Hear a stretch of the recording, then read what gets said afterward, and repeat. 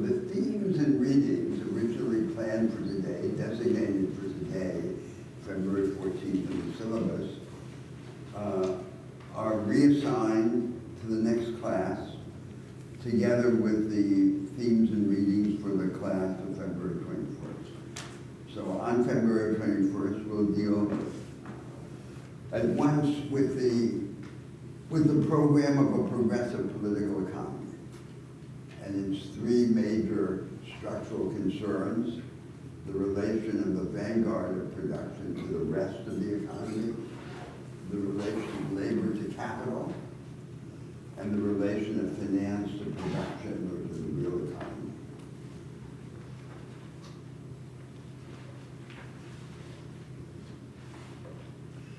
And today, then, I want to conclude the discussion of the United States and say as well a word about the fate of European social democracy, which, after all, is the default position of the progressives in the contemporary world. But before doing that, let me re-describe the general theme of the course from the perspective of an idea that I mentioned in the first class. We live in a revolutionary period in the history of humanity. The last 250 or 300 years are a period of world revolution. And this world revolution, this revolutionary impulse, which has set the whole world on fire, has had two sides. One side is the political side, carried by the doctrines of liberalism, socialism, and democracy, promising to lift from human life the grid of entrenched social division and hierarchy. And the second side is the personalist side, carried especially by romanticism and by the global romantic culture, against the background of the message of the Semitic monotheisms, Judaism, Christianity, and Islam, and their promise to elevate the character of an ordinary human life and to increase our quota in the divine attribute of transcendence.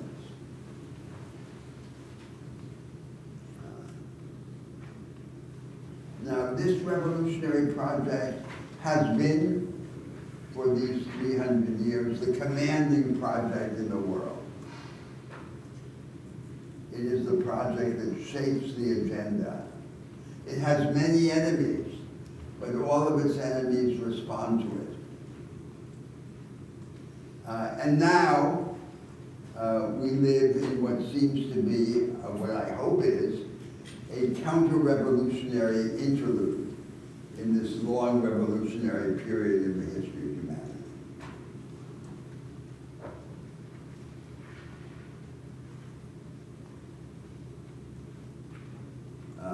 Those of us who are committed to the continuation of this revolution hope that it is only an interlude and are determined that our ideas and our actions not be shaped by the biases of this counter-revolutionary interlude. But for the revolution to continue, it has to be reinvented. The law of the spirit is that we can possess only what we renounce and reinvent. Reinvented in its content and reinvented in its form. Now, in this period of the counter-revolutionary interlude, the revolutionary program with its two sides remains the strongest project in the world because it continues to set the agenda, but it is also at the same time paradoxically weak. It is weak because its adepts, its votaries, no longer know what its next step should be. on either the political side or the personalist side. And the program of this argument here, against the current, against the grain of the established ideas of the world, is to examine the next steps, especially on the political side rather than on the personalist side, though the two inquiries are intimately connected.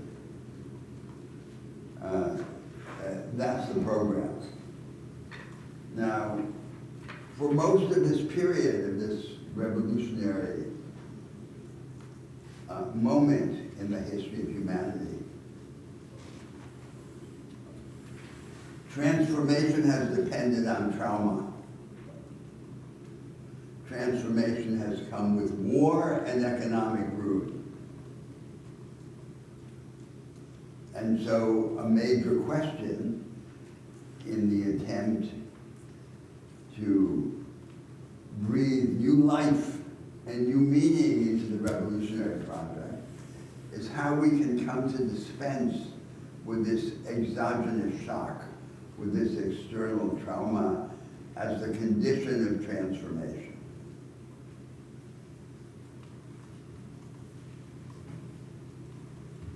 In one of these readings that I assign, I recall the moment in Tolstoy's War and Peace in which Pierre, the protagonist, looks up at the sky and he sees Halley's Comet, in which he identifies a presage of Napoleon's invasion.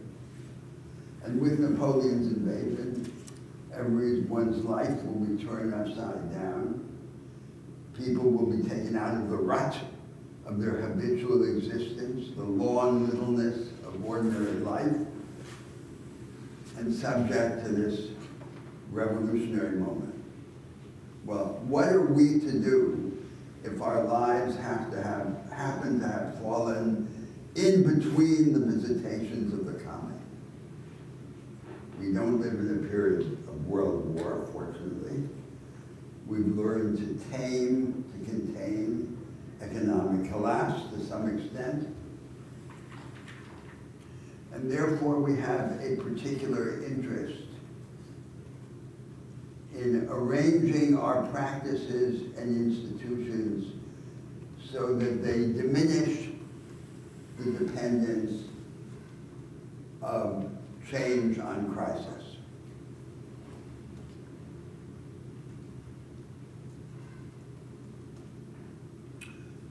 Like the liberals and socialists of the early 19th century, we have many reasons to affirm the primacy of structural change over non-structural change. Structural change meaning change in the basic institutions, especially the institutions of the state and of the market, and the ideological assumptions associated with them.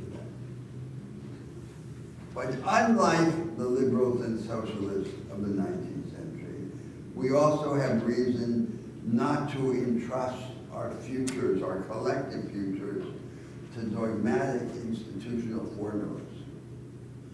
And therefore, one of the most important attributes of these institutions and ideologies that we come to invent in order to give new life and new meaning to this revolutionary process is that they have the attribute of facilitating their own revision in the light of experience. Well, that's all I wanted to say by way of recalling the larger purpose of the inquiry, remembering, of course, Nietzsche's warning that the forgetting of the purpose is the most common form of stupidity. Now, before I go on, let me ask whether anyone would like to make a comment about these remarks, about this allusion to the revolutionary program and its sequel.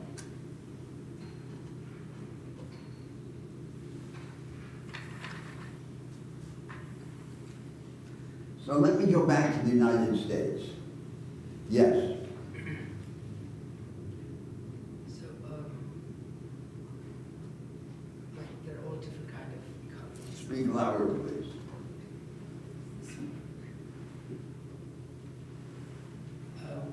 there are all different kinds of economies at different stages of maturity, and the dependence and the current of the economy that the market system that we practice today. For example, I come from Nepal. We have, in terms of the traditional industrial, like this evolution that most of these West have come through. We are at different stages.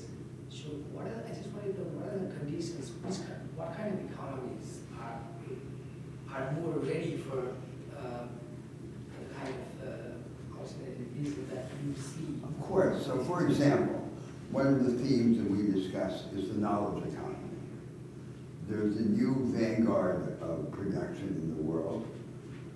It's no longer a conventional industry as it was up to the end of the 20th century. It's this experimentalist innovation economy that we call the knowledge economy. And it depends on a high level of technological development, on a high education of the people, and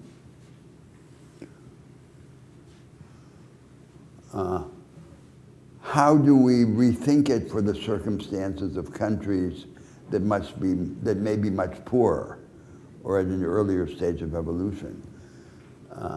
So that is a formidable question.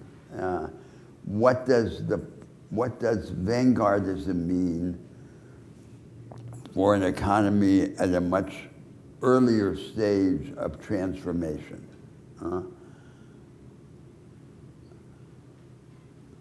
On this thought that there is not a single evolutionary track for humanity, that all societies don't have to go through the same purgatory of belated Fordist industrial development in order to become something else.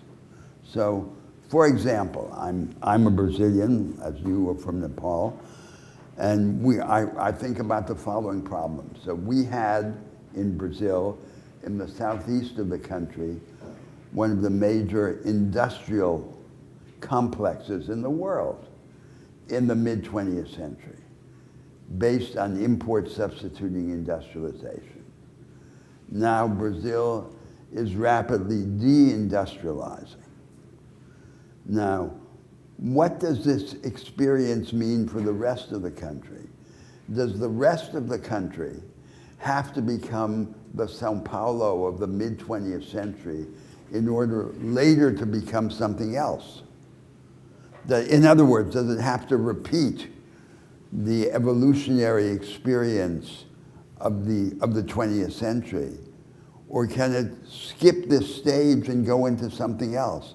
So this is a question that we debate, and in that debate, my position is that it shouldn't have to repeat what we did before. So, for example, in the Amazon, sustainable development means either a primitive, extractivist, artisanal form of production, like taking rubber from the trees, or it must be a version of the knowledge economy, highly advanced. So we have to find a way to skip the step. And this is the debate now that we have in the whole world. There are no easy answers to it, but the impulse is to find a form which exempts us from having to repeat the previous evolutionary trajectory. Yeah, if I may add, Yes. you often talk about the immediate dividend. Talk about? Like the immediate dividends that needs to be ensured, that not a long-term, something that you promise in the distant future, but people should be able to reap some immediate benefits so they can feel the results. That there has to be an anticipated form of this future, right? Is this? There is a future you envision, but you start reaping the benefits. I remember you mentioned about the immediate dividends. I don't know if I used the term right. There should not because I mean, like in the previous class we talked about, sometimes we fear the future because that's too far from what we experience. Yes, and therefore appears to be utopian. Yeah, like Yes. utopian, and at the same time, just a marginal increment or marginal benefit is like, it's not considered as something very transformative. Uh-huh. That does not satisfy our desire. At the same time, you talk about something in between, so that you also start getting some immediate dividends, not just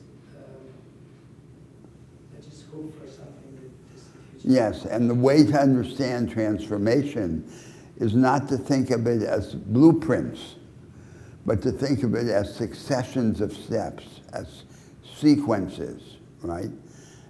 So that's the effort here. And any sequence worth exploring can be explored at moments close to what exists or far from what exists. Now, and this is a point on which I've insisted, in the method that I prefer for this kind of inquiry that we have here, which, after all, is at one removed from the struggle for power. It's in an academic setting. It's in a monastery. And so we should have the advantages of our disadvantages. And the emphasis here has to be on conceptual clarity, not on immediate effect. And that's why here I prefer to describe these successions at some middle distance from what now exists. Neither very close nor very far away. But as I've said in an earlier class, the middle distance is generally avoided in the language of transformation, in practical politics, because the alternatives described at this middle distance may appear to be too far away from the existent to be feasible, therefore utopian, but not far away enough to arouse enthusiasm. So what we prefer in the discourse of practical politics and transformation is to emphasize the very close and the very remote. And that's why the language of practical politics is at once practical and prophetic. The method of the prophet is always to offer a down payment, an installment on this distant future, so that the people around him can touch the wound, can have an anticipated, tangible picture of this future. And that applies to all of these discussions.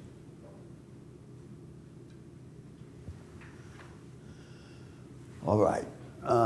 So now, in discussing the progressive alternative in the context of the United States,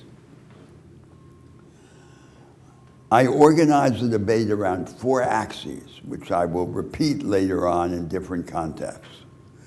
The progressive political economy and its 3 great themes, which are, first, the relation of the vanguard of production to the rest, second, the relation of labor to capital, and third, the relation of finance to the real economy or to production. The second axis is the creation of a high-energy democracy.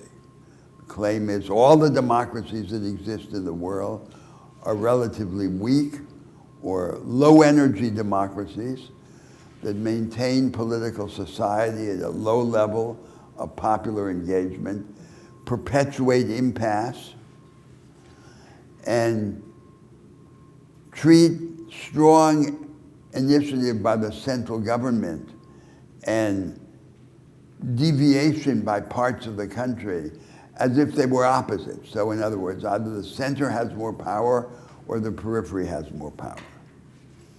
And all of these false contrasts would have to be overcome to create a high-energy democracy which facilitates the repeated practice of structural change, diminishes the dependence of change on crisis,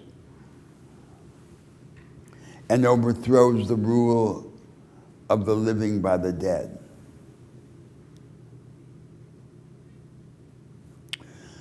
The third axis is the organization of civil society outside the market and outside the state.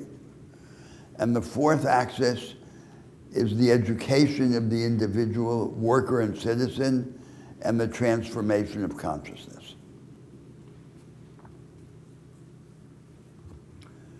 Now, in the United States, there are famously two wedge issues, as they are often called, which inhibit a structural reorientation. And I want to say a word about all of them because, of course, they have counterparts in the whole world.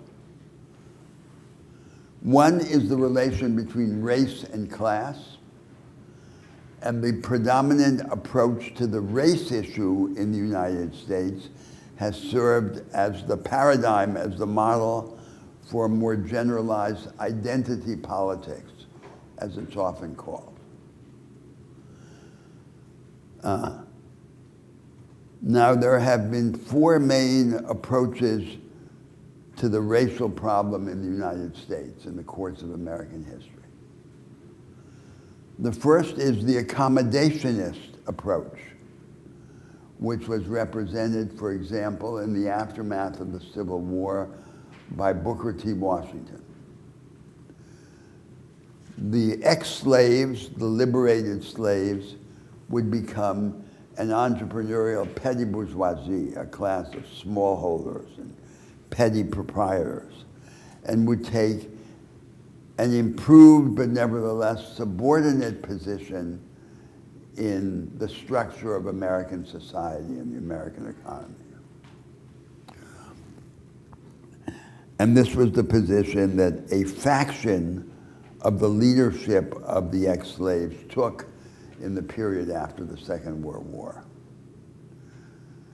The political paradox of this approach is that to secure this position of a smallholder or small business class for the ex-slaves would require a huge political mobilization. After all, it's not something that would be given to them simply as a gift by the asset-holding class, by the American elites. But if there were this mobilization that would secure that objective, it seems improbable that the objective wouldn't be more ambitious than that one. So in other words, the aim on its face seems to be modest, but even that relatively modest aim would require a great deal of political struggle. And there doesn't seem to be a proportion between the struggle required to achieve it and the objective itself. The second approach to the race question in the United States was the secessionist approach. The ex-slaves should, in principle, leave the United States and return to Africa. In fact, the secessionist approach, in its real historical manifestations in the United States, has for the most part been a kind of feint. It hasn't been what it seemed to be, because the departure from the United States on the whole never really happened, with a few historical exceptions, and was replaced by a kind of internal exile in the United States. And its leaders were people like Farrakhan and Malcolm X. So the practical residue of the secessionist idea, paradoxically, is very close to the image cast by the accommodationist position. In other words, there were communities of respectable petty bourgeois, former slaves, under the heading of this inflammatory discourse, which in its practical manifestations resulted precisely in something like the accommodation described by the second approach, by the first approach. Now, the third approach, I don't know in what vocabulary I should describe it. It describes itself as the integrationist approach. And it was represented, of course, by Martin Luther King and the leaders of the American Civil Rights Movement. I would rather call it the threshold approach, because what is essential to it is the distinction between race and class and the treatment of the race issue as anterior, as an antecedent condition to the treatment of class oppression. And its characteristic achievements in the United States are things like the civil rights legislation and affirmative action. If you take the example of affirmative action, the criticisms of it are the following. First, it generates benefits that are in inverse proportion to the need for them.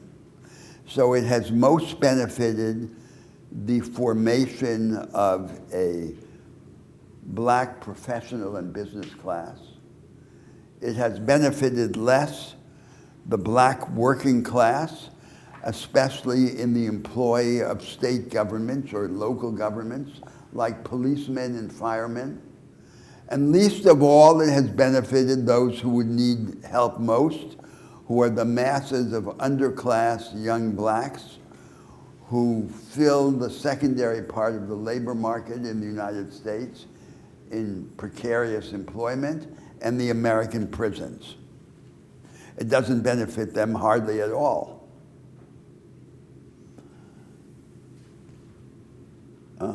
So its great achievement is the consolidation of this black professional and business class, this black bourgeoisie, but it has abandoned the mass of poor blacks. The second objection is that it has led to an alienation, to an estrangement of the leadership of the blacks from the mass, from the rank and file. The leadership has been co-opted by the elite structure of the country as virtual representatives of the mass of blacks left behind. And the third great injury that it has done is to have aroused the antagonism of the white working class majority of the country, which, with some justice, feels itself to be the victim of a sanctimonious conspiracy between the whites, the leadership of the whites, and the self-appointed leadership of the blacks. So the question is, what in principle would be the alternative? Now, if we look around the world, we see that there certainly is an alternative. And to state the alternative starkly, it has two elements.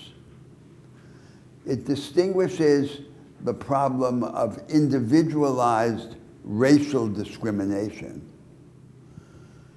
from the collective promotion of the oppressed or the excluded. So individualized racial discrimination is criminalized. It is a crime. In many countries, it is a crime. But the collective advancement of the excluded or the subjugated requires structural action. So it has to be demonstrated not simply by race, by the color of the skin, but by actual membership in the inferior class. And there has to be then a structural antidote, a structural response to the structural problem. So in principle, the circumstance of exclusion or disadvantage is aggravated when class inferiority is reinforced by other forms of marginality or inferiority. But the class element is predominant. So it's characteristically the situation of being poor and black, or poor and something else. which then is the trigger for the collective policies. Now, there is then a fourth approach, which in American history was to some extent an anticipation of this alternative that I just described. And the fourth approach is what you could call the Reconstructionist approach, tried out by the Freedmen's Bureau in the years immediately after the Civil War in the South, under slogans such as 40 acres and a mule. That is, it was an attempt deliberately to connect class and race in the concrete circumstances of the United States, especially the South after the Civil War.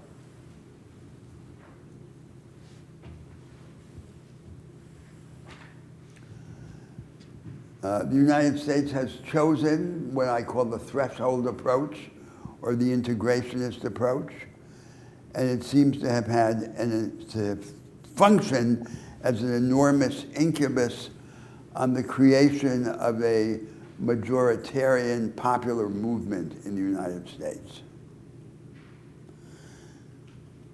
The politicians who deviated from this in the United States, like Huey Long in the South, were anathematized by the American elites as authoritarian populist demagogues. But the essence of their action was, of course, to work towards an alliance between the poor whites and the poor blacks, and to develop policies that defended their common interests. So that's the first wedge issue in the United States, in which the country is divided along lines that are not the lines that could serve to sustain a fight for a structural alternative. The second is the moral issue. And the signal example is abortion now in the United States.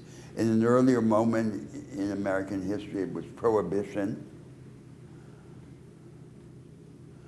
And it contrasts a modernist or secular moral agenda, emphasizing reproductive rights, with a religious or traditionalist moral agenda, emphasizing the preservation of the life of the future infant.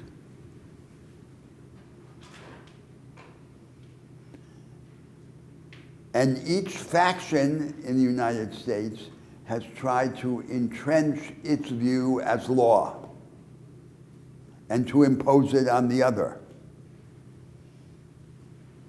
Now, what I think as a foreigner, an observer of the situation, is that neither faction should have been allowed to impose its view on the other. There's a plurality of views in the United States, and the plurality should persist without an imposition by the judiciary of one view on the other. And one of the reasons why I think that is that the content of the views, when examined in detail, is relatively primitive of both views. The religious view is a legalistic and Pharisaical Christianity, deficient in what is central to Christianity, which is love. And the modernist or secular view is a view which emphasizes just autonomy and gratification. And what is in the interest of American democracy is that the contests between these views continue and not be interrupted by some judicial coup d'etat imposing one view on the other. And insofar as the interruption of the social and economic struggle is promoted by this moral imposition, this moral authoritarianism, one of the results is the inhibition of the formation of a transformative electoral coalition in the United States, which is what exists. So I'm perfectly aware that these views are highly controversial and not acceptable to the Americans on the whole.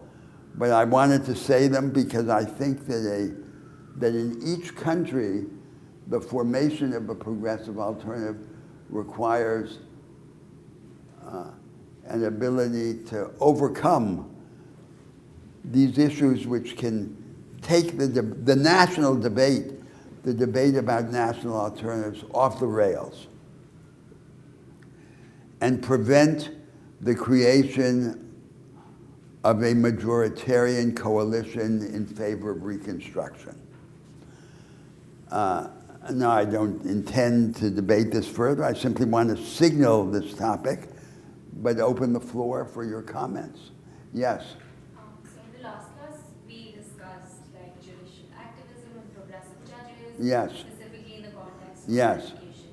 And I was wondering how you would compare that with this, because the way Well, I compare it with this in the following way. I begin in the following way. So what happened in the United States is that in the closing decades of the 20th century, the progressives, the liberals, these post-Rooseveltian liberals, who had already failed to find or to develop a sequel to Franklin Roosevelt's progressive political economy,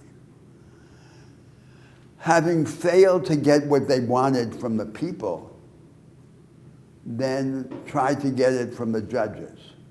So the liberals took command of the controlling heights of the American judiciary, and they imposed a certain program through the form of reinterpretation of the laws and of the Constitution.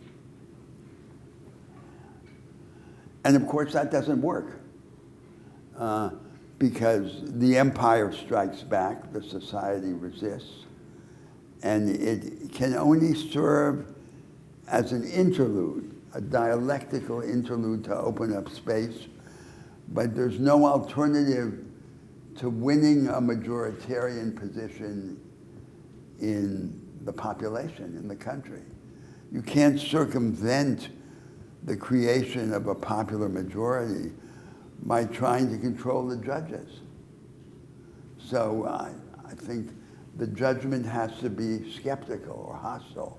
Yeah, I see the point about democracy, but Yeah. still, if I were to compare Brown versus Board of Education and Roe versus Wade, what I'm seeing is also another conception of democracy, which is the protection of rights. The Brown case is separate because the Brown case insisted on school equality, desegregation, and so forth. It wasn't like affirmative action.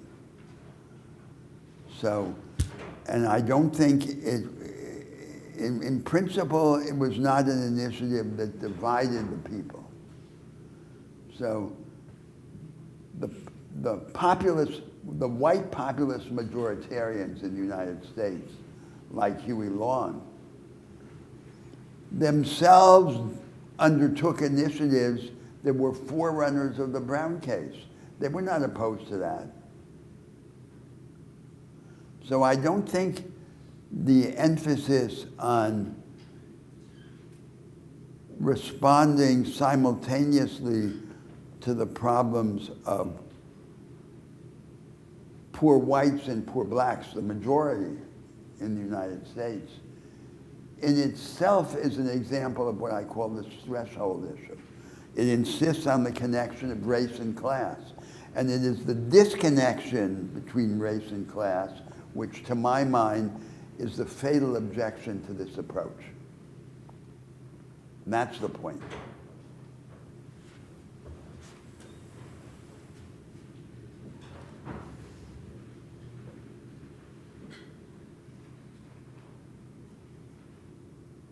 So, for example, if I can again give an example from my country, from Brazil, We have miscegenation in our country. So there's a widespread mixture of the races. Apart from the extreme south of Brazil, almost everyone in Brazil is a mixed race. By contrast to the United States, where there's the one-drop rule. One drop of black blood, in principle, makes you black in the United States.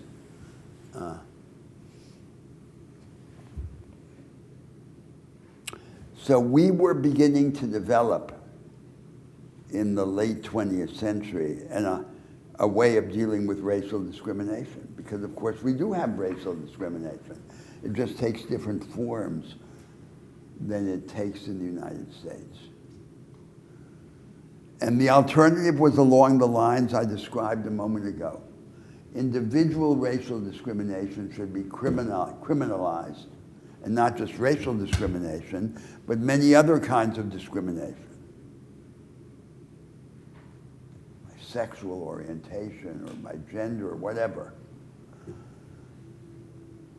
But the collective promotion of the excluded and the disadvantaged has to be based on actual disadvantage. And the actual disadvantage in a class society almost invariably gives some primacy to the element of class. The other elements are secondary, or associated with it, or reinforce it. And then we began to import the American racial categories because of our mental colonialism, because our habit is not to have our own ideas or our own institutions, but to import them from other places like the United States. So suddenly we begin to have in Brazil an imitation of American-style affirmative action. But in a country where everyone is of mixed race, what does this mean? So people began to declare themselves to be black or not black for purely utilitarian reasons.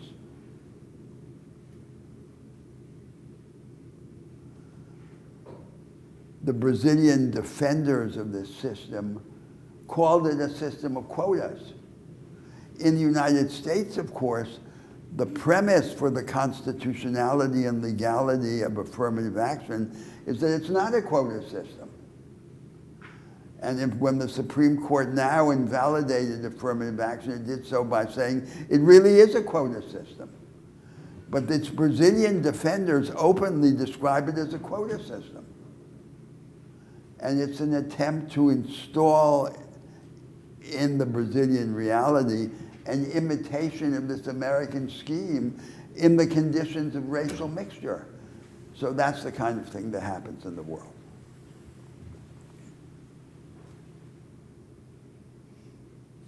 So identity politics, then, presupposing a divisions among the people on the basis of membership in ascriptive groups,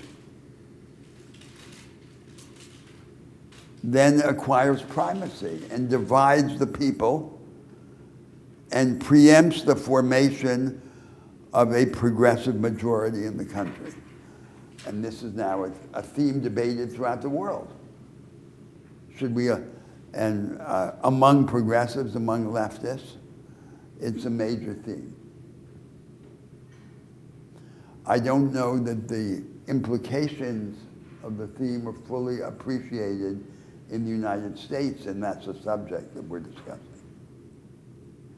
Now, let me say one more theme now because the discussion of alternatives can't be just an institutional discussion. It has to be also a discussion of consciousness. And the best way to arouse this question of consciousness is to describe the message of the American prophets, people like Emerson and Whitman and Lincoln in the early 19th century. Tocqueville claims in his famous book, which the Americans revere, I think in part because it flatters them, that the essential American passion was for equality. But he's plainly mistaken. The essential American passion is a certain idea of freedom, of autonomy, and not equality. Now, to understand the message of the American prophets and to be in a position to criticize it,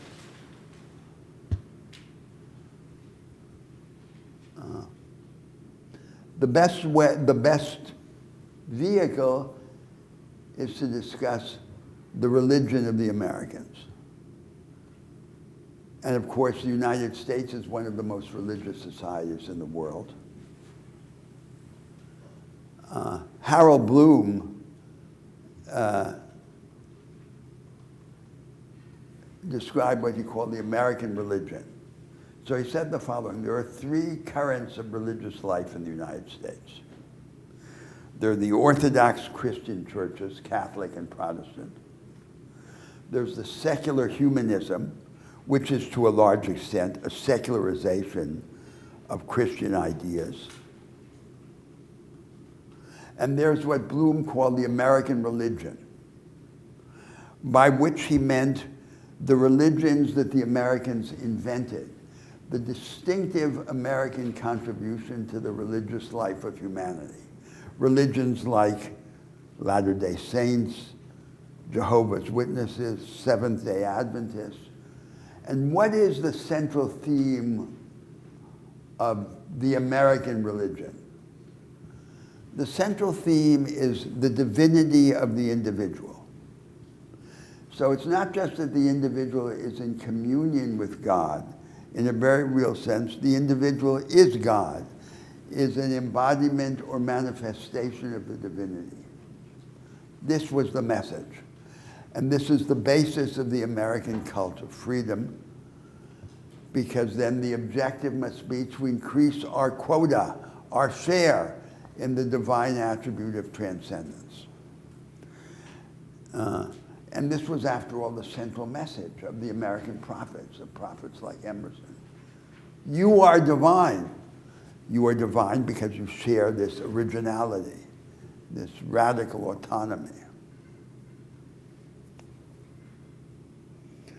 And of course, the characteristic procedure in the United States has been to contrast the message of the American prophets with the American realities, to presuppose the truth of the message of the American prophets, and to contrast it with American experience.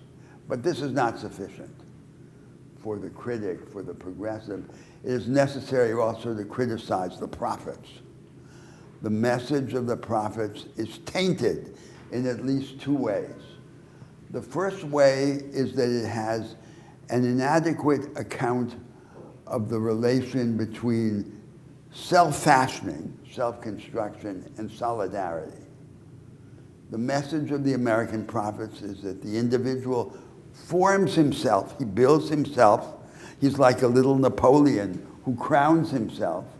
And then once he makes himself and becomes strong, as a result of his strength, he can be generous. But that's a false account of self-fashioning. Solidarity is intrinsic to self-construction. It's not something that comes afterwards. And the second taint on the message of the American prophets is institutional idolatry. That is, the idea to which the Americans have always been tempted, that they discovered at the time of the foundation of their republic, the definitive formula of a free society. And the rest of the formula of a market economy and the formula of a constitutional democracy. And the rest of humanity must either subscribe to this formula or continue to languish in poverty and despotism. This is a view which is anathema to a Christian, Christian can't accept this idea.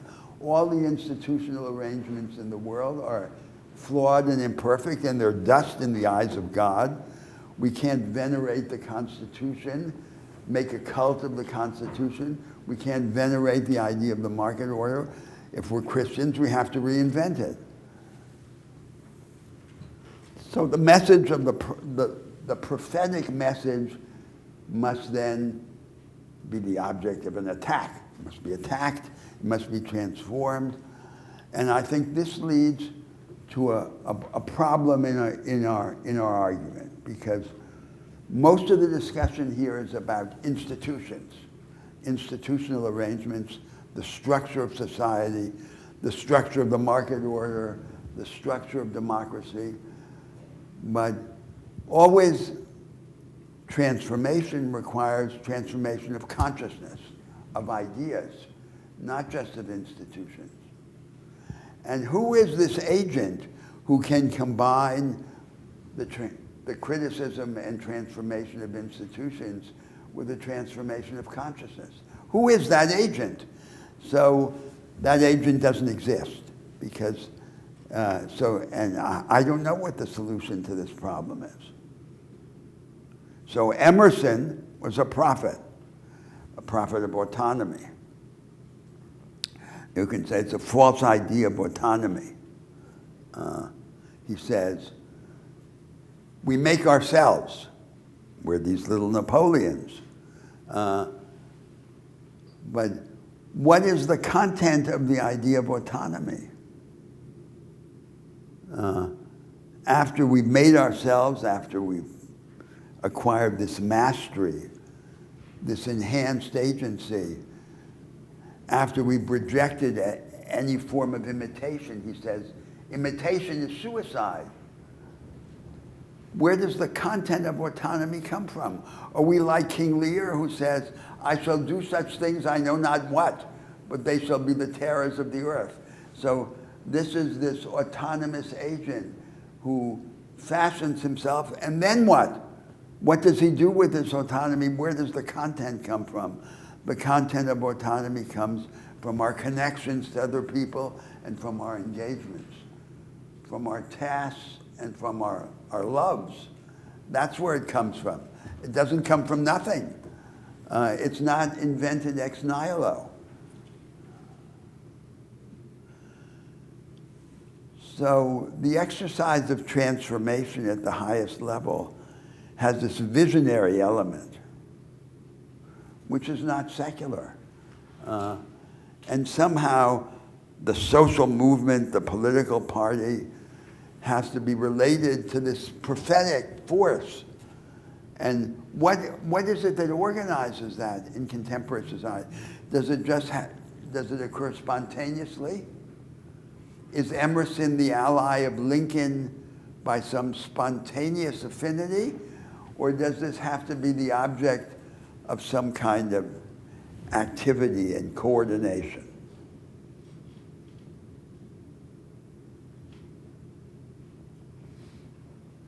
This is not a rhetorical question. I don't know the answer to this question. Would someone like to speak to this? Yes. I don't know if it's connected. I think it is, if what you're asking. When you talk about institutional idolatry, it just resonates to me that this is a kind of argument that people like Orban in Hungary and the whole concept of liberal democracies or liberal autocracies could be supported on, because they are deviation from the institutional idolatry of democracies in the presidential parliamentary systems that they hold. And so the institutional idolatry, just to be clear, it's not just a conceptual pretense. It has practical consequences. So in the United States, one of its consequences is the cult of the Constitution, right? The writers of the founders of the Republic are revered as secular saints, even though many of their ideas were inconvenient. Thomas Jefferson for example, one of the founders, believed that the Constitution should be thrown out every 2.5 generations. And an entirely new Constitution should be written because he didn't want the dead to rule the living. He said, at any given time, calculating then the average life of generations, the Constitution should no longer be valid when most of the people who were around when it was written are dead. So it should be revised. So in the United States, the idea is the Constitution is a permanent document.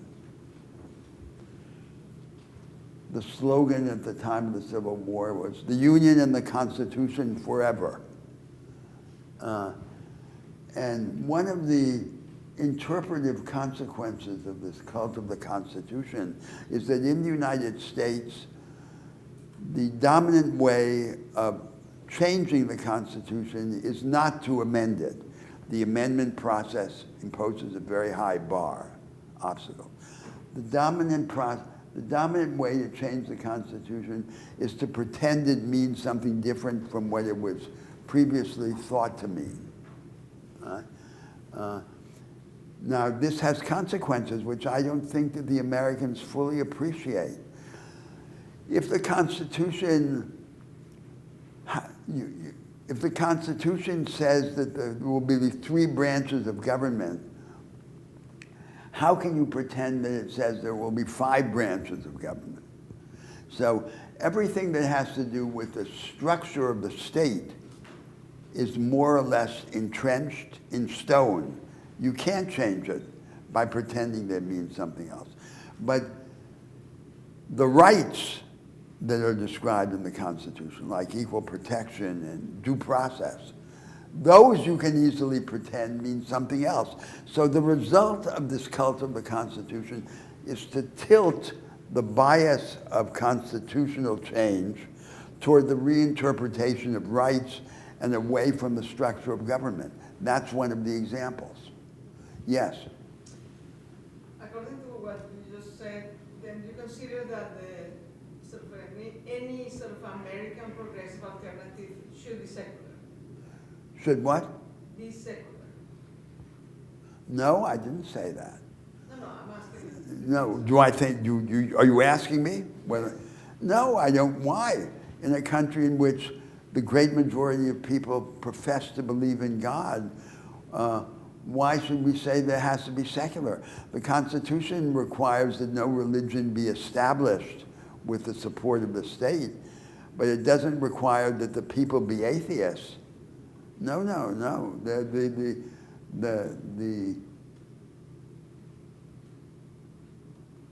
It's what's promised is a form of life that allows these different modes of belief to coexist peacefully. The false premise is the premise of liberal political theory, that there have to be these neutral principles that don't tilt the scales in favor of some forms of experience and against others. That's false, because every institutional order does tilt the scales. But as I've argued in an earlier class, the false liberal idea of neutrality, which is always invoked in favor of its opposite, that is, to say that an arrangement is neutral is a way of entrenching it against change. But that has a kinship to something else that is not just legitimate, but indispensable. It has a kinship to the idea that a form of social life should be open to a wide range of contradiction, and above all, it should be corrigible. So, openness to contradictory experience and susceptibility to correction are the legitimate counterparts to the illegitimate liberal idea of neutrality. That's what, and one of the forms of contradiction is contradiction between belief and unbelief. So, the Americans seem to be very religious. but there's also, in all the contemporary societies, a sentimental will to believe, a kind of halfway house between belief and unbelief, and that's part of the situation of these societies. So how are we to freeze that or impose one view on the other? Absolutely not.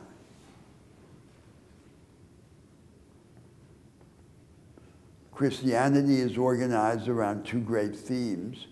One theme is the primacy of love in the organization of moral experience, and the other theme is transcendence. Everything in our existence points beyond itself. We become more human by becoming more godlike, which is by increasing our share in this divine attribute of transcendence. Why should the Americans be required to have a form of life which is estranged from that idea? That's the idea that they have about human existence and about themselves. It's natural that their political life should bear the mark of that vision of humanity. So I'm not saying that it should be secular. You want to respond?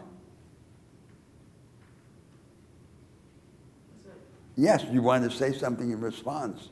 No, but I made a question is because sort of the purpose of this class is to think of an alternative to the Yes, established. yes. If the established is religious based, is based on the idea of divinity of the individual, of the sacredness of the institutions such as the Constitution.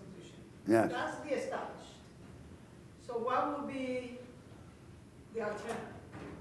I suppose it is not established. I in the think, same no, manner. but I think there isn't this, it's not, the sacred beliefs and the secular beliefs are not two different categories of beliefs. The secular humanism and most of the established religion are very similar in their content. And there's a lowered faith, the situation of half belief. William James said, people believe everything they can. So the Americans want to believe as much as they can, but they can't always believe everything they can. And so the characteristic is that a large part of the established religion dresses up the conventional moral and political pieties in a pseudo-theological language. But it's the same beliefs. And that's not what we hope religion should be. Religion, like art, like great forces of humanity, should be like a storm that carries us in a direction that we don't want to go. So I don't think there's any way in which the political institutions can say, no, it's beliefs associated with religious faith, yes, not associated, no. It's ridiculous. There's no basis for that. Even because, as I say, the content, the beliefs for the most part are the same beliefs. It's not just because you dress them up in a theological language that they automatically become different. The ability to create difference would be a sign of their potency, of their power. Real difference, pushing us in another direction. But not something that can be imposed from on top. Yes? Yeah, so you were asking about how does consciousness, how do we achieve transformation of consciousness, and if there is... And who does it? Who is the agent? And I wanted to ask you, how do you think about what consciousness is, where it comes from? Because if we think consciousness comes from the lived experience, material circumstances, maybe there is nobody that can directly change our thoughts. It's not enough to write a book and talk. Well, I just gave you an idea for them, this idea of autonomy in the United States, of freedom. So what do the Americans revere? What is their religion? Their religion, I would say, is freedom, not equality. But what's the conception of freedom? So I would say the conception of agency is contradictory. What does it mean to be free? So you could say it's contradictory along the following three dimensions. So one dimension is to be free, you have to be connected with other people, but the connection can't be a connection that subjugates you, because then you're not free. So you're not free if you're not connected, but you're also not free if being connected, you're subjugated. So one of the dimensions of freedom is connection without subjugation. Now, we have some partial experience of that in personal love, but personal love doesn't flourish among strangers. So what is the counterpart to personal love in life among strangers? It would be cooperation among free and equal individuals. But it has no determinate institutional form, and history is then conflict about the form it should take. So that's already one complication in this idea of freedom. Now, the second dimension is, to be free, you have to engage in a particular world. Because no one is free alone in the forest. You're free only if you can engage in a real world. But every real world seems to exact, as the price of engagement, surrender.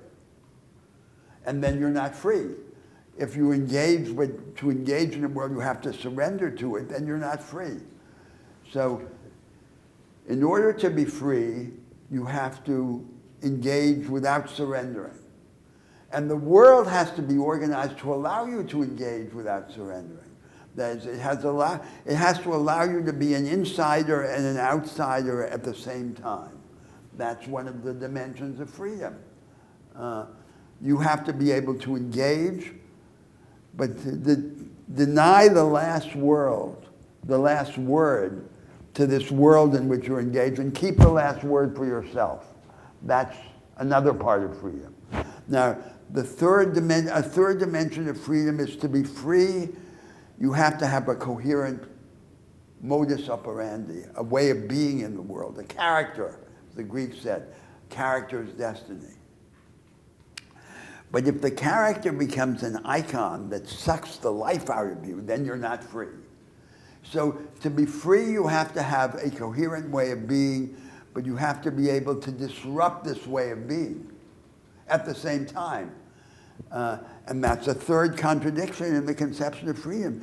So the more you think about this idea of freedom, the more it has this contradictory character, and which requires a reconciliation of these opposites. So this then becomes the object of a prophetic message. It's not a simple idea of autonomy. It's not just Emerson. It's the struggle with these contradictions is what makes you free. And then you can ask, what can society do to increase the chance that the individual can be free in all of these ways? That's then the connection. So that's then, as it were, the unpacking of this discourse about freedom, about agency, which then leads you into concrete discussions about the organization of politics, the organization of the market. But we're still left with the question of agency. Who is going to do all of this? Is it the prophet and the philosopher on one side? Then there's politics, the political parties, the politician. Who is going to coordinate them? Or are they coordinated just spontaneously? As in my example I gave of the affinity of Emerson and Lincoln. Is it something that just happens, or that we make happen? And what's the answer to that question?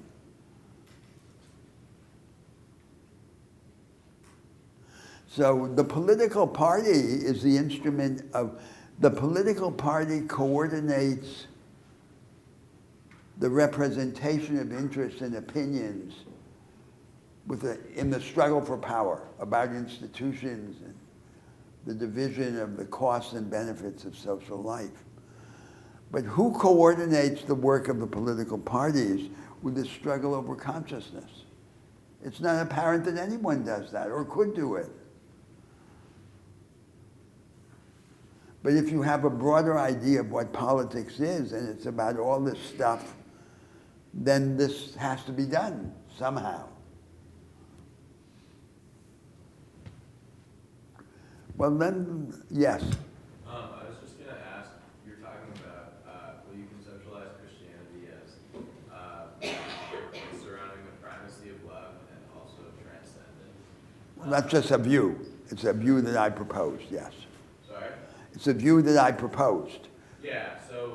I think it's not, I hesitate to call it the Orthodox view because the history of Christianity is a history of heresies. So the Orthodoxy is like a limiting case, or it's a horizon which is not filled. Because for example, what's the Orthodox view of Christian morality? Is it the imitation of Christ? Is it altruism? So altruism is not love. I would say the essence of Christianity is not altruism, but love. And there's a fundamental difference between altruism and love. So altruism is given from a distance, from on high. It may require sacrifice even of one's own life, but no inner jeopardy, right? So love is not about altruism. Love is about the imaginative acceptance of the other person. And that leads to a second difference between love and altruism, which is that in love there's a cognitive or imaginative threshold. In love, the preliminary problem is the ability to imagine the other and not just to treat the other as a projection of one's own self, which is not the problem in altruism. And so love, the price of love is vulnerability, a heightened vulnerability. In altruism, there's no vulnerability. The altruist is in a superior position. He gives a gift in return for nothing. And there's no inner jeopardy. So, the description of Christian morality in the history of Christianity emphasizes things like the imitation of Christ, charity, Christian charity, described as if it were altruism. And I say, this can't be the religion of Christ. The religion of Christ is the religion of love. It's not the religion of altruism. Then what's the other theme? The theme of transcendence. So, in fact, the history of Christianity is a history of constant settlements with established regimes in history. Feudalism, the feudal ethic of chivalry, the Victorian ethic of familial propriety. What does Christianity have to do with all of that? So Christianity can't accept the idea that there is a sacrosanct form of life, right? So the Christian must think, I would argue, that there is no institutional home for the human spirit. No, some institutional orders are better than others, but there is no order which represents our definitive spiritual home. We have no home in the world to the extent that we share this attribute of transcendence of God. So, on the other hand, Christianity cannot accept romanticism, because the romantic idea is that we're only fully human in those brief interludes in which we shake the rule of the structures, right? So, romantic love versus the routines of married life. The mob in the street versus the bureaucratic administration of the state. It's only in those intervals in which the hand of Midas is shaken The hand of Midas is what kills the spirit. Structure. Structure is the death of spirit. Repetition, routine. That's the romantic idea. So the romantic idea is a form of despair about our ability to change the relation between spirit and structure, and to create structures which are more hospitable to spirit. So that's also a heresy. So these ideas about our relation to the world that we have available to us are all heretical. If there's a Christian orthodoxy, it's the antithesis of all of this. It's this receding horizon, which the orthodoxy is the missing position. So if these democracies like Brazil and the United States have Christian majorities, they must be in search of all of this. So that's part of the background to this argument that we're having here. Is the inclusion of love in like Christianity not part of like transcendence? In the sense of, Well, I think one of the deepest issues in Christian theology is what is the relation between these two themes? So one theme is the primacy of love rather than altruism in the organization of human experience. And the second theme is infinity, the infinity of the human being, transcendence. There's always more in us, in each of us individually, and in all of us collectively, the human race, than there is or ever can be in the social and conceptual worlds that we build and inhabit. We are infinite in relation to them, and they are finite in relation to us. So we transcend them. That's the idea of transcendence, of infinity. And how do we become more human? We become more human by becoming more godlike, not by sharing the divine attributes of omniscience and omnipotence, but by sharing in the divine attribute of transcendence. Then you can ask, what's the relation between these two great themes, love and infinity? That's, I think, the central question of Christian theology.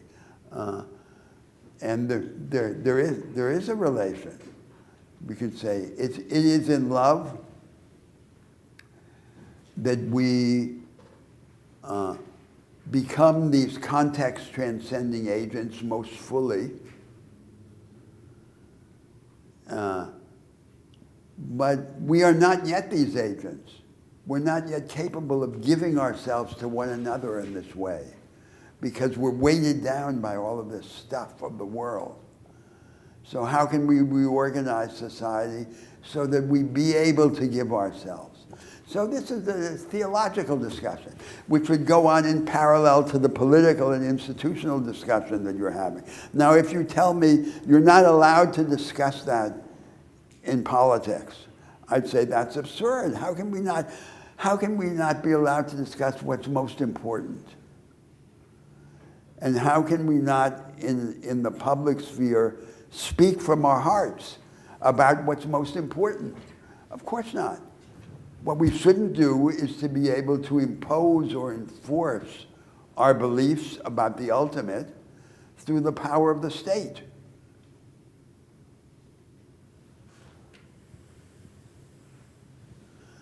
And I think, this is not, of course, what I planned for this class today, but I think it's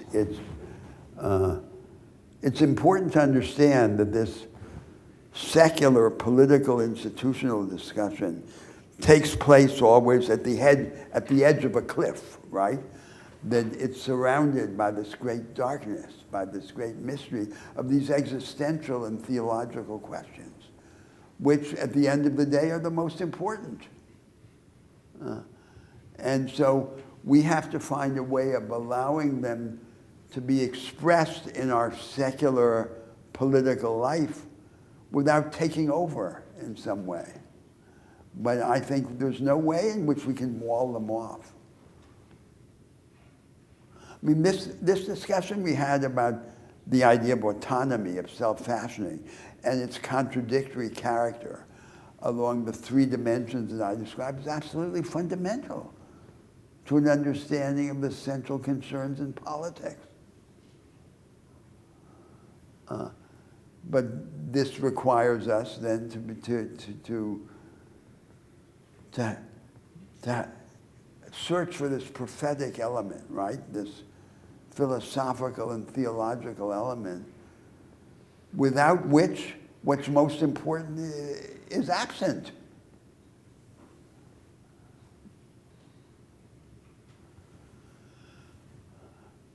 All right, so let me say a word, I have to be a very limited word, about the next subject, which is the default position of the progressives, European social democracy.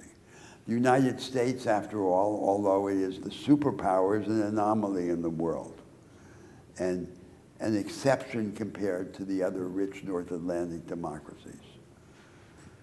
The default position, the standard position, is the position of European social democracy. And so, what is social democracy? What was it? Viewed in a completely unsentimental way. I don't want to view it in the way its advocates, including its American advocates, view it. They think the best alternative for the United States is to become the Sweden of the 1970s, but not the actual Sweden, some imaginary Sweden that they don't understand. That's the dominant view of the American progressives to this day. So European social democracy in its creation after the Second World War was based on the advancement of three sets of institutional arrangements. One was a series of devices to protect quasi-tenured insiders against outsiders. Those insiders were the relatively stable and tenured workers headquartered in the capital-intensive sectors of the economy, especially mass production industry, against everyone else, against the precariously or unstably employed workers in the secondary part of the labor market. Second, small business against big business in many European social democracies. And third, incumbents against challengers in the market for corporate control. So the first element was primary, the other two were secondary in their historical importance. The second institutional device of historical social democracy was incomes policies or social compacts or contracts, which were consensual ways of organizing the distribution of the costs and benefits of different macroeconomic policies. In other words, the idea was the state would determine the macroeconomic path of fiscal and monetary stability compatible with stable and continuous economic growth. Each path had characteristic costs and benefits for different groups, and to prevent costly or paralyzing distributive conflict, the state should organize a compact, a contract, a consensus, especially between organized labor and big business. That was the second element. And the third element in historical social democracy was the maintenance of a high level of social entitlements and consequent investments in people and in their health and education, their physical integrity and their education, paradoxically financed, as I observed in an earlier class, by the indirect and regressive taxation of consumption, especially through the comprehensive flat rate value-added tax.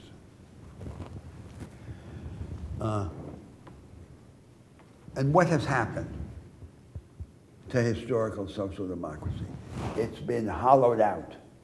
It's been in retreat. So the most important thing that happened to it is that its anchor in the production system has been shaken. Its anchor was in conventional industry. Its core historical constituency was the organized working class employed in capital-intensive industry for this mass production. And that class is now a shrinking part of the labor force in every country in the world. It has come to be seen by the other parts of the population and ultimately to see itself as just one more special interest, rather than as what Marx hoped, the bearer of the universal interests of humanity.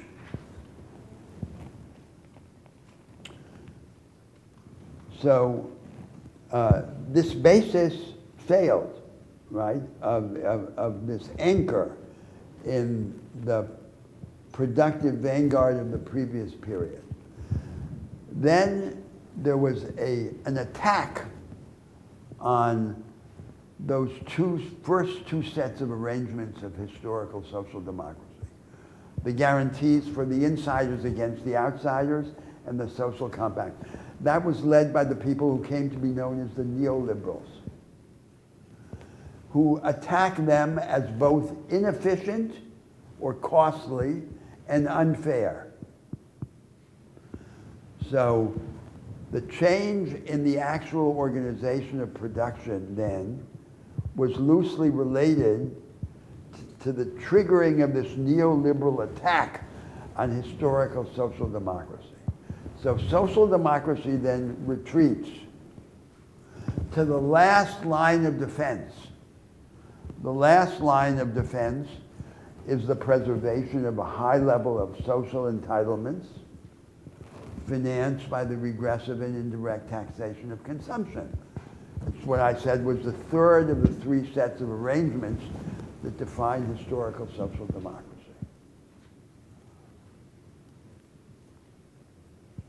So the social democracy that we have is this retreated or hollowed out, eviscerated social democracy. The outcome of the retreat to the last line of defense. And to that social democracy we can give the name, the conventional name, social liberalism. So social liberalism, rather than historical social democracy, today has the best claim to be regarded as the orthodoxy, the default representative of the orthodoxy of the progressives in the rich North Atlantic world. This is what the elites in the rich North Atlantic world generally want. They want to combine European-style social protection with American-style economic flexibility within a barely adjusted version of the inherited institutional arrangements. So that's the death of this revolutionary program to which I referred at the beginning of today's class. And therefore, I have to regard it as the enemy. But it is the object of ambition and desire by the governing elites of the North Atlantic countries.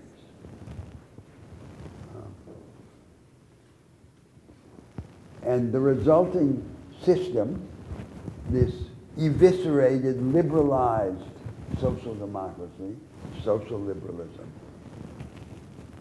has proved incapable of solving the fundamental problems of these societies. And what are these fundamental problems? I'll cite three of them. The first is the promotion of socially inclusive growth, especially of an inclusive form of the new vanguard of production, the knowledge economy. Everywhere that it exists in the world, the knowledge economy exists only as an exclusive island, locking out the vast majority of businesses and of workers. And this results, on the one hand, in economic slowdown, a slowdown in the expansion of output and the enhancement of productivity, how could it not result in the slowdown of growth? If you deny the most productive practice to the majority, there will be slowdown.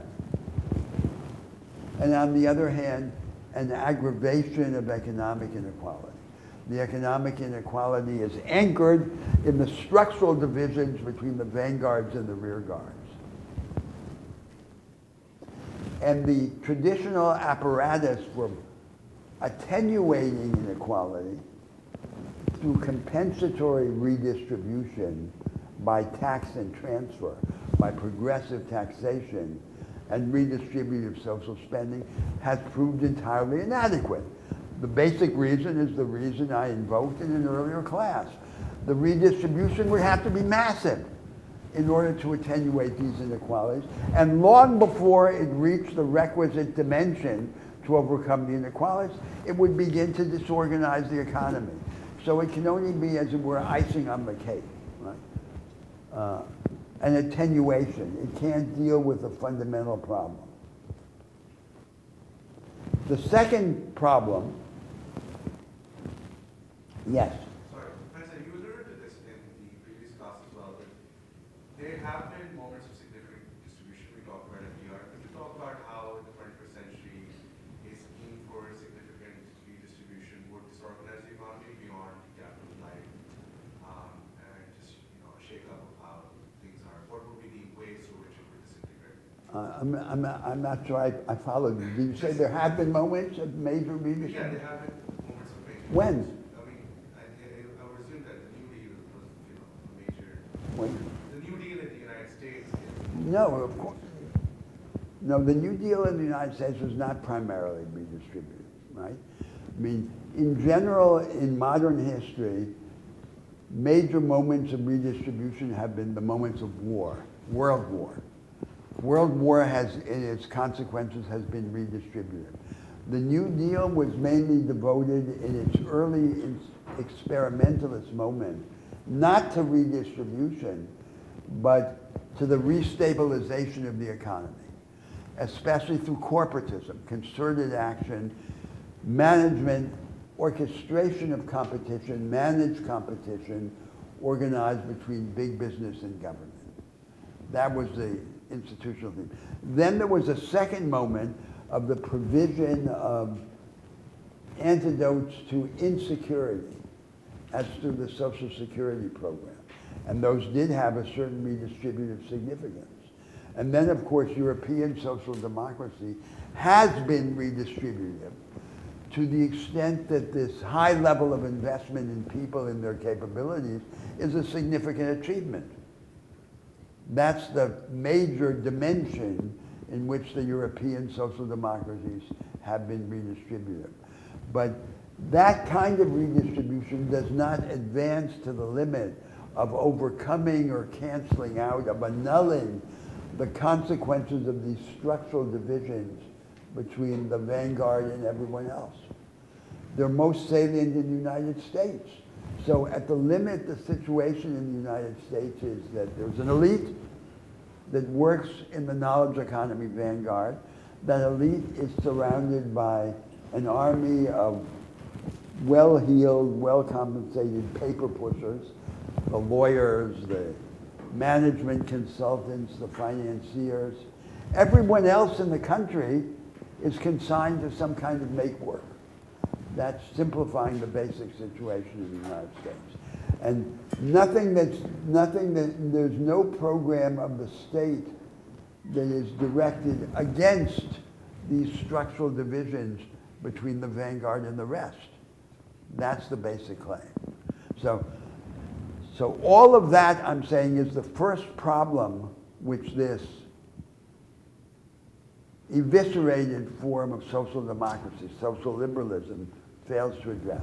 The second problem which it fails to address is social solidarity, social cohesion. And this came up also in an earlier class. So most of the European states were like tribes. The people looked alike, they spoke the same language, they had the same religion, A country like Sweden, adored by the Americans, was basically a nation of peasants that became rich. And a tribe, a little tribe. Then there are these migratory flows, which then degrade the degree of homogeneity in the society. So the people start to look different, have different languages, they come to different places. And the erosion of homogeneity then exposes the insufficiency of money as a social cement. Money transfers organized by the state. The money transfers appear to be adequate as a social cement only when there was a high level of homogeneity. And in fact, the tolerance or the willingness of people to finance those generosities was also related to their being transfers to people like them. When there are people not like them, they're less willing to finance the transfers. So there has to be some other basis of social cohesion. And the real basis of social cohesion is doing things together. Purposive activity, collaborated purposive activity in which people do things together for a purpose. The third failure of these societies has been transformation. So when did the European societies change? Or why did they change? They changed when they were at war. That's when they changed. Then they woke up and they did things. When peace was reestablished, they go back to sleep and drown their sorrows in consumption. That's been the basic rhythm of European life in the 20th century. And if I can add one more point about this, which is a comment that goes to our religious discussion that we were having ago, say that, and a signal demonstration that we are not what we seem to be, is the following. That in the Second World War, which is the most terrible war in human history, levels of suicide and depression fell precipitously in all the belligerent powers, including in Soviet Russia, where 23 million people were killed. People stopped killing themselves, and they stopped being depressed. And as soon as universal peace was reestablished, the levels of suicides and depression rose again. And this, I think, demonstrates that we're not what we seem to be, because the human being can only be happy if he can forget himself and be involved in some larger task, in some larger process. So when people were lifted up, when they were required to forget themselves, they could be happier, even in the midst of this terrible suffering of slaughter. So we have not reorganized our political life so that it doesn't depend on this trauma, on this exogenous trauma, so that the change can be the impulse to transformation can be rendered endogenous to the political life of the people. Now, then I want to make one more comment now about the European Union. Because after all, the European Union is the most successful regional organization in the world. And it has two historical premises. One premise is to establish a space, Europe, which would sustain a form of social and economic organization different from the form established in the United States. Less savage, less competitive, and so forth. Now we know that with this change from historical social democracy to social liberalism, the difference is less than it used to be. But that remains one of the premises of the European Union. The second premise is to establish perpetual peace in Europe. As I say, the Europeans were ravaged by two great wars, which were the major occasions for their transformation. And they wanted perpetual peace. Now, the fundamental architectural dynamic of the Union has been increasingly to centralize the organization of of economic and political life in Brussels and in Berlin. De facto in Brussels, de jure in Brussels, de facto in Berlin, the centralization. And to devolve the power to define the educational and social endowments of the citizens of the Union to the subnational authorities in each country. Of course, you could say, given these arguments we've been having in the course, that the principle should have been exactly the opposite. That is, the vocation of the Union should be to secure the endowments and equipment of all of its citizens, but to give the different member states and the subnational authorities the widest latitude for institutional experimentation, including experimentation with the forms of an inclusive knowledge economy, the reorganization of the market order. It would be exactly the opposite. But to have the opposite idea, of course, you'd have to have a different inspiration. So what has happened generally in Europe is that everyone who's very young or very old or restless or fiery or left or right is against the Union. And the Union is favored by the dead hand of technocratic centrism, the children of Jacques Delors, and it's the end of history technocracy is in control of the Union. That's death. That's death to the Union, because if the force that commands the agenda in the political life of the people is always the force that represents creation, innovation, energy. It's not the force that comes afterwards and say, you've innovated, but you're very cruel. Now we'll put a human face on what you've done, which is now, of course, the characteristic role of the progressives in the contemporary life of humanity. So that's the Union. So the Union presents itself as a model for globalization, but it's a kind of globalization that humanity doesn't want. And so how could this change?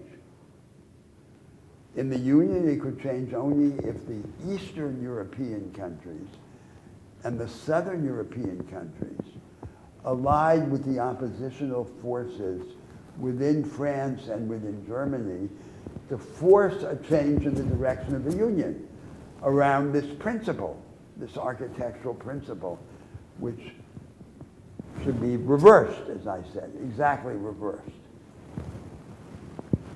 And that's a little example of the kind of conflict that would have to happen in the world for there to be change. So the main themes for Europe would be the same things we discussed in the United States in the European coloration. Progressive political economy, with inclusive form of the knowledge economy, change in the relation of labor to capital, focused on the emergency problem of the status of precarious labor, the unstable employed, and enlisting finance in the service of production, under the slogan that the best way to make finance less dangerous is to make it more useful. A high energy democracy instead of this technocratic centrism through all the forms we discussed, the organization of civil society outside the state, a form of education that creates the resistant agent and doesn't simply promote, as for example they do in Finland, the lowest quintile of each class to perform better on the international tests. That's what they consider in educational advancement. It's the same themes. And that's why I say this is not the discussion of local heresy. This is the discussion of a universalizing heresy. Because a universal orthodoxy, such as social liberalism is today, can be effectively combated only by a universalizing heresy, as liberalism and socialism were in the 19th century. Now, we have a few minutes if someone would like to make a statement now. We don't have to.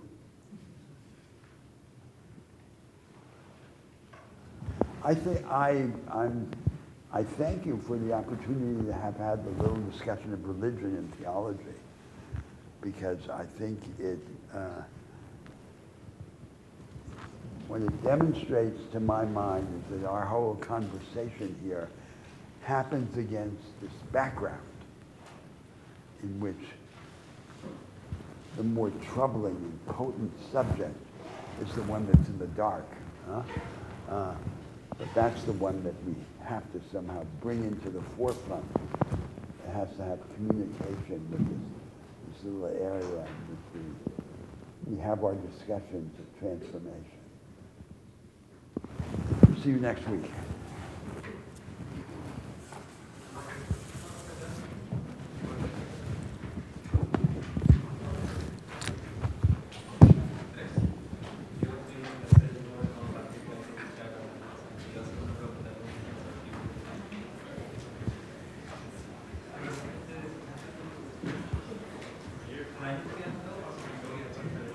Hello. Yes.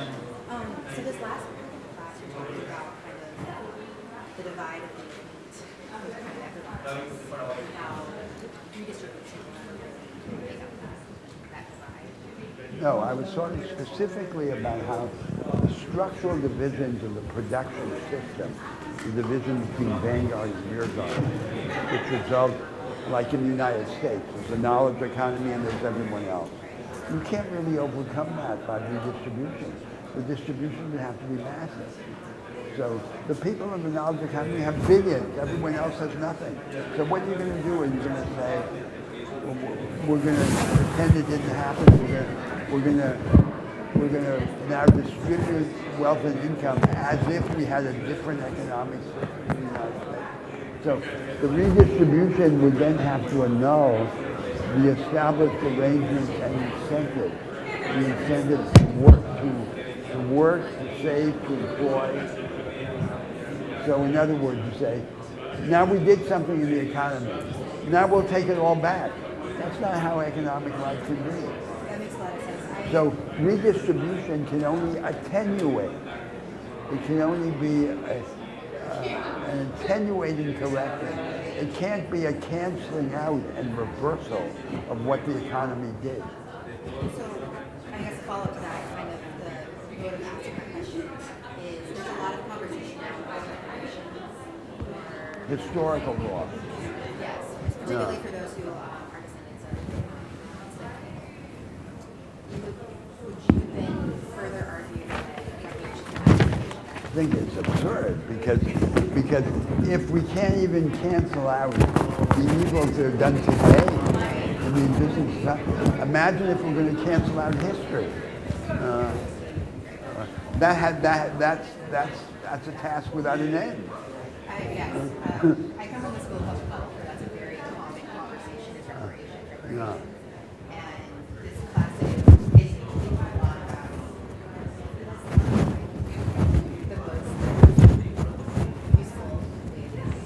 Absolutely not. I think, and it's not just useful because I think it's ineffective.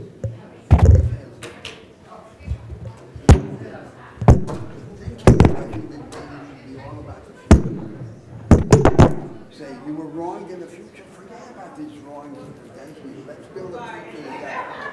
That's what matters.